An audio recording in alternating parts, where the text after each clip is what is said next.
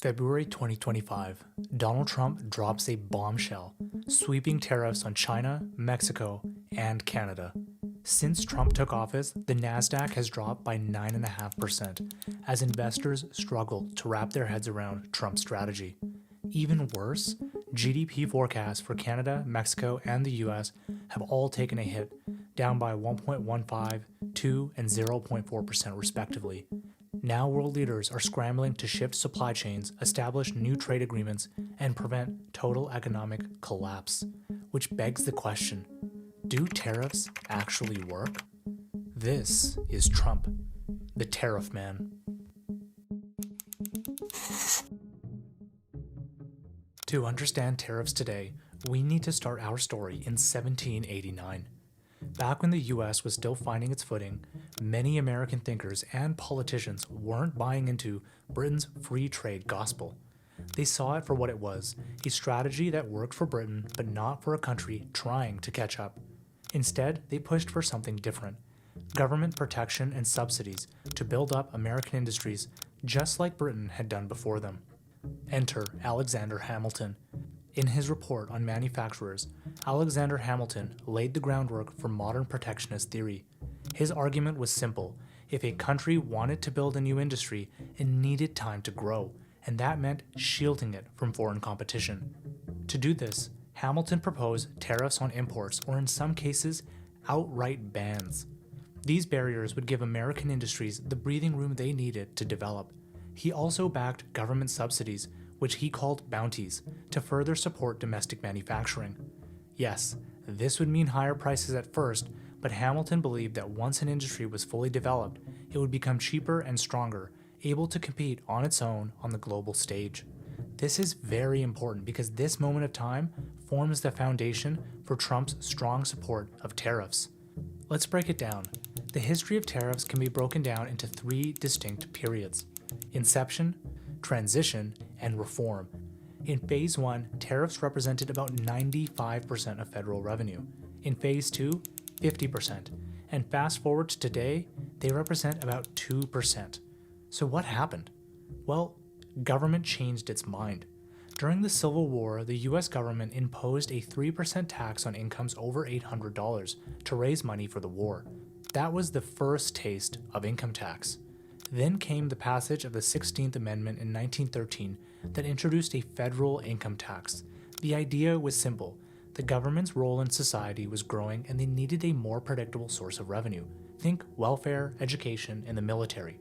Trump and his advisors see the pre-1913 era as the golden age for American industry, a time when everyone had a fair shot, domestic businesses were shielded from globalization, and taxation was a pejorative. After all, it was British taxes that sparked the American Revolution in the first place. But do tariffs even work in a world that is so connected and globalized? The short answer? Probably not. And we can thank Trump for the evidence. Tariff, tariff, tariff. During his first term, Trump imposed tariffs on steel, aluminum, washing machines, solar panels, and a range of Chinese imports, affecting a total of $380 billion in goods. For simplicity's sake, let's call them Tariff 1. Most online rhetoric skips over the effects of Tariff 1, instead championing a new American first agenda. But dig a little deeper and you'll see it's the same logic that was driving policy back then. Here's one tweet. Here's another. Here's another, and another, and another. You get the point. But did these tariffs produce their intended effect? Let's talk about US Steel, a long-time rallying cry for the MAGA base. Back in March 2018, Trump slapped a 25% tariff on imported steel. In theory, this should have been a huge win for American steel workers. The US is the fourth largest steel producer in the world. And with foreign competitors suddenly more expensive, domestic smelters were ready to step up and fill the gap. And for a while, they did. Between 2017 and 2021, US steel production grew by 5.1%, and jobs in the industry ticked up by 6%, adding about 5,400 new steel jobs. But here's the challenge. 5,400 jobs is a rounding error when you compare to the overall sector size of 12 million. If you zoom out, employment is still stuck at levels far below pre-2008 levels. And as for tariffs, they don't just protect industries, they also raise prices. Under Trump, steel prices climbed 2.4%, and washing machines, another tariff-targeted import, spiked 12% in just 1 year. And then came the backlash. Canada, China, the EU, India, and Mexico weren't just gonna sit there. They fired back with their own tariffs on US exports. To make matters worse, this puts downstream industries, which employ a far larger share of the US workforce, at a major disadvantage. Economists at Harvard and UC Davis estimate that for every one job in steel production, there are 80 in industries that rely on steel, like the automotive sector.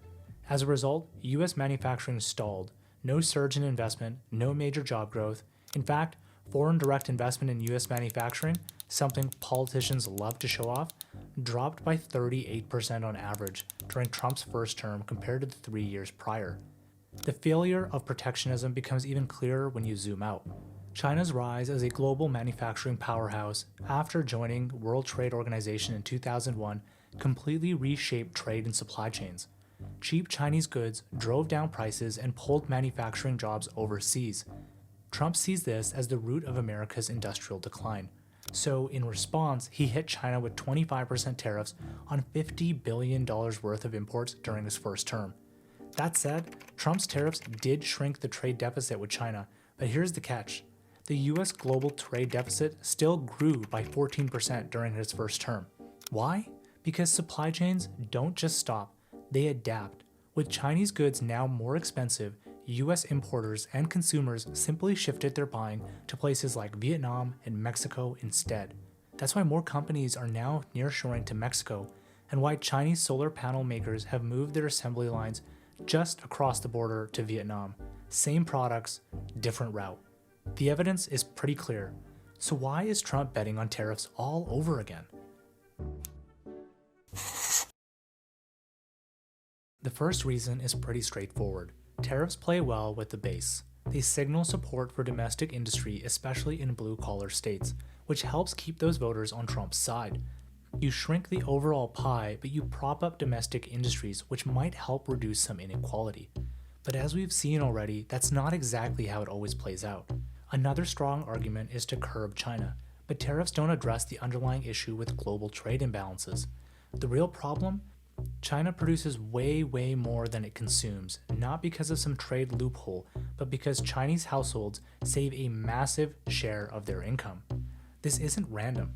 It's the result of culture and decades of policy, from the one-child policy to an economic model that prioritizes investment and industrial growth over consumer spending. The numbers say it all. China's household savings rate is around 30%, nearly double the Eurozone's 16%, and way higher than the US's 4.5%. The result? China has an industrial powerhouse but weak internal demand. That excess production has to go somewhere, so it floods global markets as cheap exports. US tariffs can't change this cultural and social dynamic in China. Instead of fixing the root issue, they just reshuffle trade flows. America's trade deficit kept growing and China's export surpluses never really went away. They just moved through different countries. Fixing this? That's not up to just tariffs. It's up to Beijing. It would take major economic and political reforms to boost household income, shifting spending habits and rebalancing China's role in global trade. And moreover, the US can't unilaterally do this themselves. The rest of the world also relies on China's cheap goods, and as long as there's still demand from them, they will likely continue to be the best manufacturer for many goods. Furthermore, there's a problem with this mindset. It might be incredibly short-sighted. First, why go after every single country at once? Second, this kind of pressure forces trade partners to adapt, pushing them to diversify supply chains and reduce the reliance on the US, and not just on American goods, but on the US dollar itself. Which brings us to the final reason, the global role of the US dollar. The Trump administration has been hellbent on the idea of devaluing the USD. Enter Stephen Myron, one of Trump's top economic advisors, who literally wrote a paper titled A User's Guide to Restructuring the Global Trading System. But more on that in a second. His core argument? The decline of US manufacturing and exports isn't just about trade policy, it's about the dollar. He believes the real problem is a structurally overvalued US dollar driven by its role as the world's reserve currency.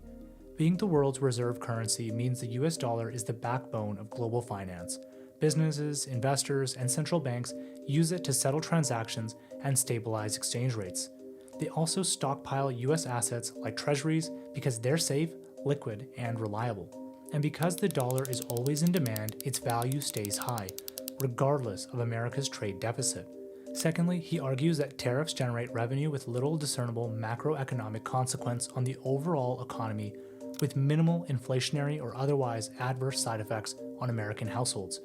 This kind of logic is exactly the kind that appeals to Trump, who recently shrugged off concerns, saying tariffs might cause, and maybe not, some pain. The idea is that tariffs push up the value of the US dollar against other currencies, and when that happens, the cost of imported goods doesn't rise as much as you'd expect, at least in theory. Studies show that currency movements offset only 30 to 50% of tariff costs for consumers. This also goes against the Trumpian economic worldview. You can't have a weaker dollar when tariffs cause a stronger dollar.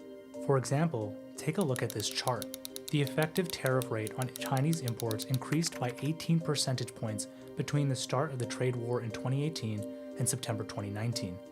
But the introduction of tariffs caused the Chinese renminbi to depreciate against the dollar by nearly 14%, so that the after-tariff USD import price rose by a smaller 4.1%. Even with currency adjustments, tariffs can lead to inflation. Just look at the Consumer Price Index in 2018. Tariff 1 increased core goods inflation by 0.5 percentage points. But Myron takes it a step further. He argues that the threat of tariffs or even pulling back US security guarantees could be used as leverage to push trade partners into multilateral currency agreement, one designed to devalue the dollar. Think of it as the modern version of the 1985 Plaza Accords or the 1944 Bretton Woods Agreement. And since those deals were named after the resorts they were signed, Myron proposes his own, the Mar-a-Lago Accords.